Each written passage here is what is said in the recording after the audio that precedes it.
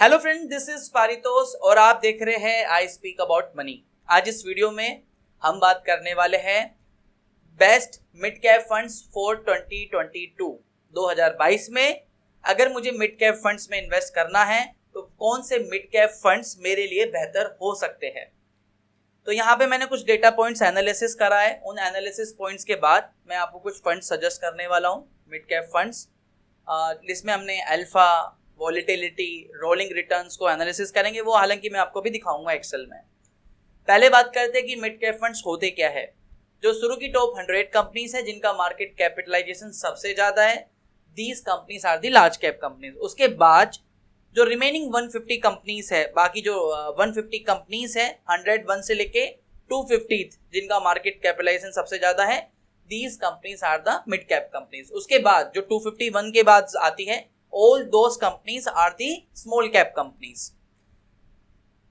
जितनी भी large cap companies है, once a time all these companies were the mid cap companies। तो mid cap companies having the potential to become a large cap in the coming years। जितनी भी large cap companies है, कुछ समय पहले ये सारी की सारी mid cap companies थी। उसके बाद जब ये ट्रांसफॉर्मेशन हुआ, ये ट्रांजिशन पूरा हुआ, now they become a large cap। जैसे जैसे मार्केट कैप बढ़ेगा, these company will come into the large cap। और जैसे जैसे लार्ज कैप में से कोई कंपनी जिसका मार्केट कैप कम होगा, then again this companies will add into the mid cap. तो इस तरीके से आपका मार्केट कैपिटलाइजेशन के बेसिस पे सेबी की प्रोसेस के हिसाब से लार्ज कैप और मिड कैप का रीएलोकेशन होता रहता है। तो मिड कैप कंपनीज के लिए सबसे पहले हम जो चलते हैं वो टिकर टेप पे यहाँ पे चल रहा है कि किस तरीके से मैंने फिल्ट्रेशन करा। फिर हम रोलिंग रिटर्न्स को एनालिसिस करेंगे। देखो, खास वीडियो में आगे बढ़ने से पहले ये समझ लीजिए, लास्ट टाइम भी जब हमने स्मॉल कैप कंपनीज के लिए ऑलरेडी एक वीडियो बनाई थी। जिन्होंने वो वीडियो नहीं देखी होगी वो वीडियो देख सकते हैं, लिंक डिस्क्रिप्शन में मिलेगा। उसमें भी हमने कुछ स्मॉल कैप कंपनीज फिल्टर करे थे, लेकिन फिर भी उसमें से कुछ क्वेरी जैसे सामने निकली कि सर मेरे पास तो एक्सिस स्मॉल कैप फंड है और दूसरा जो भी कोई स्मॉल कैप फंड है, क्या मैं उसमें से इन्वेस्टमेंट निकालने के बाद इसमें फंड स्टार्ट करूँ? नहीं। आपका जो भी ऑलरेडी फंड्स है, अगर वो consistently doing are very well with your funds are doing and performance are good, तो you can continue with those funds. ये जो मैंने लास्ट वीडियो बनाई थी वो उन लोगों के लिए बनाई थी जिन्होंने अभी तक स्मॉल कैप में कोई इन्वेस्टमेंट किया नहीं है। वो अगर स्टार्ट करने के बारे में सोच रहे हैं तो they can consider these fund जो मैंने लास्ट वीडियो में सजेस्ट करे थे। सिमिलरली सेम मैं यहाँ पे भी ये डिस्क्लेमर देना चाहता हूँ कि अगर आपके पास ऑलरेडी मिड कैप फंड्स है, पहले आप उनको एनालिसिस करिए जैसा मैं आपको भी दिखाने वाला हूं। उसके बेसिस पे आपको लगता है कि मुझे इसमें कंटिन्यू नहीं करना चाहिए तो you can switch it. But otherwise आपका फंड अच्छा है, थोड़ा सा पॉइंट का डिफरेंस है, it is very much okay, you can continue with those fund. But अगर आपने अभी तक कोई मिड कैप फंड लिया ही नहीं है and you are planning to buy any mid cap funds, तो yes you can consider these fund जो मैं आज आपको जो हम अभी डिस्कशन करने वाले हैं। तो सबसे पहले टिकर टेप में हमने यहाँ पे रीसेट करना है इक्विटी का ऑप्शन। जाएंगे यहाँ पे और हमारे पास जैसे ऑप्शंस आ जाता है, ये लिस्ट जो भी रेडी होगी आई विल इंश्योर कि वो आपके पास चली जाए या जो फाइनल आउटपुट होगा वो आपको मिल जाए। अभी हमने यहाँ पे सिर्फ मिड कैप को सेलेक्ट करेंगे यूनिवर्स में एंड प्लान में obviously we will look into the growth option only. एम का कोई मायने नहीं रखता, we will figure it out. ज्यादा बड़ा, देखो स्मॉल कैप में ज्यादा बड़ा मिड कैप भी नहीं, ज्यादा बड़ा एम भी नहीं होना चाहिए और बहुत छोटा भी नहीं होना चाहिए। मिड कैप में मिड का बैलेंस साइज का रहना चाहिए। ज्यादा बड़ा भी हो सकता है, इट्स वेरी मच ओके कि उसकी फंड की परफॉर्मेंस ठीक ठाक है। लाइक जैसे HDFC मिड कैप अपॉर्चुनिटीज, उसका काफी बड़ा एम है। और इसी तरीके से बहुत छोटा भी नहीं होना चाहिए, क्योंकि जब रिडम्पशन प्रेशर आएगा दीज फंड्स विल इन पे इम्पैक्ट बहुत होगा, इनकी रिटर्न्स की परफॉर्मेंस पे बहुत इम्पैक्ट होगा अगर मार्केट गिरता है, इन्वेस्टर्स विड्रॉल करते हैं। 3 इयर्स के रिटर्न्स के CAGR की हमें जरूरत नहीं है। इसके अलावा हमने यहाँ पे अल्फा दिखा सकते हैं। अल्फा मतलब out performance if you will compare with the its benchmark. इसका बेंचमार्क क्या है? Nifty mid cap 150 TRI। 5 years के CAGR we can locate it. हालांकि ये एक्सेल मैंने निकाल रखी है, लेकिन किस तरीके से मैंने फिल्टर करा है I am just telling you. Sharp ratio is the risk adjusted return. I am putting 1 rupee on the risk in equity, तो I'll be expecting that I'll be getting positive returns। 1 रुपए से ज्यादा मिलना चाहिए, तो Sharpe ratio आपका positive होना चाहिए। जिसमें पॉजिटिव नहीं है, you can avoid that fund. Apart from this we can consider the other things as well, like हमारे पास है ऑप्शन रिस्क में जाएंगे, रिस्क में हम जाएंगे volatility tracking error, but maximum draw down.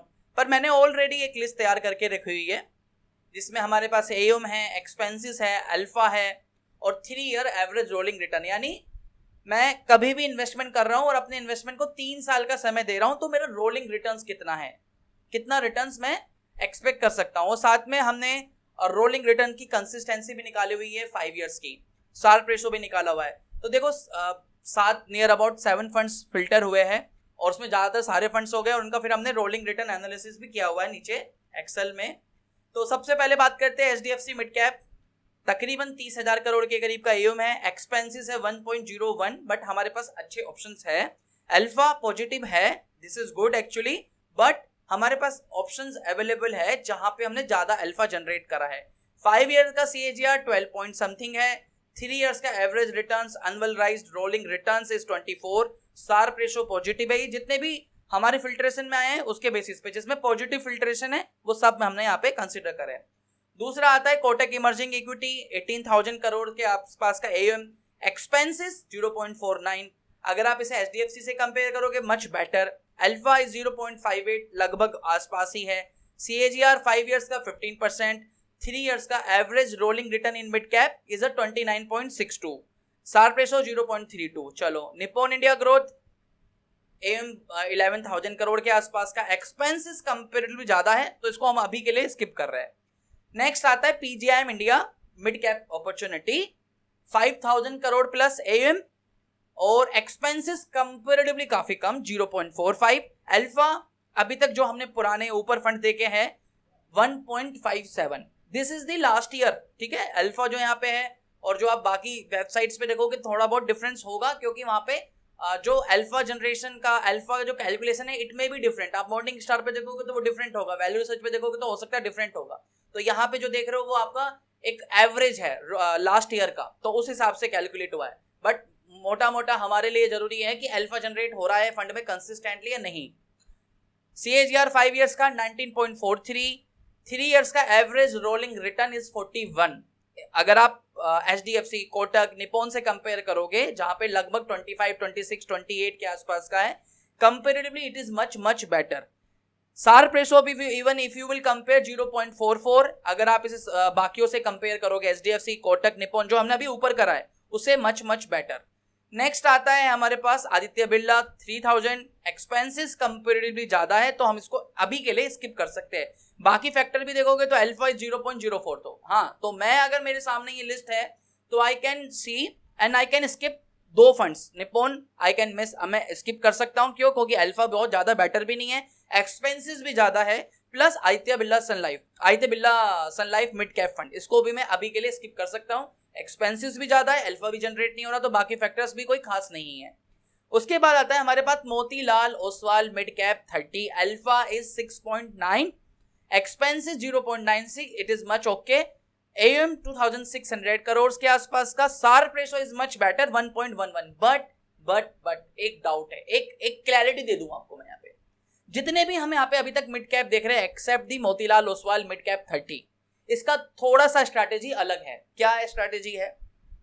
जितने भी मिड कैप फंड्स अवेलेबल है उनके पास जो यूनिवर्स है वो 150 का है। उस 150 में से if the fund manager want to invest in 50 stocks they can do, but in Motilal Oswal mid cap 30 they will put your money in only the 30 stocks max, उन 30 मैक्सिमम 30 स्टॉक्स में ही आपका पैसा लगाएंगे। तो ओवरऑल अगर देखा जाए तो पोर्टफोलियो बहुत ज्यादा डाइवर्सिफाइड नहीं है, लिमिटेड है। हालांकि ये अच्छा फैक्टर भी हो सकता है और ये इसका नेगेटिव भी हो सकता है। जब मार्केट गिरेगा और मान लीजिए वो 30 कंपनी अगर आपका पोर्टफोलियो डाइवर्सिफाइड नहीं है तो कंपेरेटिवली ज्यादा गिर भी सकता है।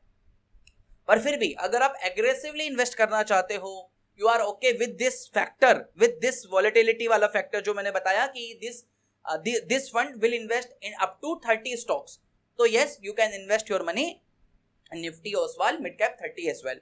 बट अगर आपको चाहिए कि हाँ 150 कंपनीज में से ही फिल्टरेशन हो और फंड मैनेजर को लगता है 48 स्टॉक्स में पैसा लगाना, 50 में लगाना, तो you can consider other funds, and that is the reason this fund is doing Sharpe ratio is 1.11 and alpha is good. ये 2014 में स्टार्ट हुआ था फंड, तो कोई उस हिसाब से आप कंसिडर करना, but yes this is also the good option. उसके बाद आता है कोंट का। कोंट का भी यहाँ पे देखोगे तो अल्फा काफी अच्छा है, आप देखोगे Sharpe ratio 0.53, 3 year average rolling returns भी काफी बेटर है। अगर आप कंपैरिजन देखोगे तो पीजीआईएम का सबसे ज्यादा है और उसके बाद कोंट का है, बट और अल्फा भी is much much better if you will compare with the other funds, but मैं यहाँ पे स्किप करूंगा कोंट को। क्यों? मैं अभी नीचे देखेंगे एक बार, हालांकि एयूम बहुत कम है। चलो खैर फटाफट अब हम रोलिंग रिटर्न्स को देखते हैं तो पूरी पिक्चर काफी हद तक क्लियर हो जाएगी। क्योंकि ऊपर की लिस्ट से हमें कौन से फंड समझ में आ रहे हैं? हमें समझ में आ रहा है कि we can put our money in PGM, we can put our money in Motilal Oswal mid cap 30, और तीसरा ऑप्शन हो सकता है if I am very much okay with the AUM वाला पार्ट तो I can go with the Quant mid cap. हालांकि मेरे लिए दो चॉइसेस ज्यादा बेटर होंगी, पीजीआईएम और मोतीलाल ओसवाल अभी के हिसाब से। अगर आप देखें पीजीआईएम मिड कैप की अगर हम देखें एवरेज और मिनिमम, जस्ट सी दिस, ये पूरा डिटेल हालांकि मैं एक्सेल दे दूंगा, बस कंसीडर दिस कि हाउ मच द प्रोबेबिलिटी, अगर मैं फंड के 2014 से लेके अभी तक इन्वेस्ट कर रहा हूं और अपने इन्वेस्टमेंट को कम से कम 5 साल का समय दे रहा हूं, तो how much is the probability that you would be making a 12% returns. ये मैंने एक एनालिसिस तैयार करा है, यानी आप 5 साल के लिए अपने इन्वेस्टमेंट्स को होल्ड कर रहे हो तो कितनी प्रोबेबिलिटी है कि आपको 12% से ज्यादा का CAGR रिटर्न्स मिला है कंसिस्टेंटली। ठीक है, प्रोबेबिलिटी किसकी ज्यादा है? तो पीजीआईएम की देखोगे there was a 51% probability that you would be making a 12% kind of return if your investment horizon from 2014 to till now and you hold this fund for a 5+ years. And दूसरे फंड की तरफ देखें तो कोंट mid cap की there is a probability only 46.6। उसके बाद तीसरे फंड की तरफ जाते हैं एचडीएफसी में, there is a probability of 54.24, much much better. हालांकि एयूएम बहुत ज्यादा है लेकिन consistency is much much better if you will compare with the other two funds. तीसरा है there is a probability of 75.47% अगर आप अपने इन्वेस्टमेंट्स को 5 साल के लिए होल्ड करते हो, और जो 12% से ज्यादा मिलने की जो प्रोबेबिलिटी थी वो कोटक इमर्जिंग इक्विटी फंड में ज्यादा थी, 75% थी। इसके अलावा जो बाकी फंड्स देखेंगे Motilal Oswal there is a probability of 51%। बाकी दो फंड्स हम स्किप भी कर सकते हैं क्योंकि प्रोबेबिलिटी कंपैरेटिवली कम है, 39, 50, 32, 39 है आपकी आदित्य बिरला की, अभी आदित्य बिरला की, और उसके बाद मिड कैप हमारा कैटेगरी का है और निप्पॉन का है तकरीबन 51। तो एक फंड तो यहाँ पे हमारा बिल्कुल करेक्ट हो गया कि हाँ हमें इसमें तो इन्वेस्ट नहीं करना, that is the Aditya Birla Sun Life mid cap. ठीक है, उसको हम स्किप कर सकते हैं। अगर हम रोलिंग रिटर्न्स के बेसिस पे देखें तो yes we can go with the Kotak emerging equities as well. अगर हम बाकी फैक्टर्स देखें कोटक इमर्जिंग इक्विटीज के तो वो भी काफी हद तक पॉजिटिव है, लेकिन alpha in the last 1 year generate नहीं हुआ। तो उस कंपैरिजन में भी अगर देखा जाए, अगर ये सीट के हिसाब से देखोगे कि मैं जाना चाहता हूं ऐसे फंड के साथ में जहां पे 50% से ज्यादा की प्रोबेबिलिटी हो, साथ में बाकी अदर फैक्टर्स भी मेरा साथ दे रहे हैं, तो वो फंड उसमें आपका जो नाम निकल के आता है लाइक जिसमें आप जा सकते हो that is the PGIM India mid cap opportunities. और दूसरा मोतीलाल ओसवाल की भी बात करें तो there is a probability of 51%।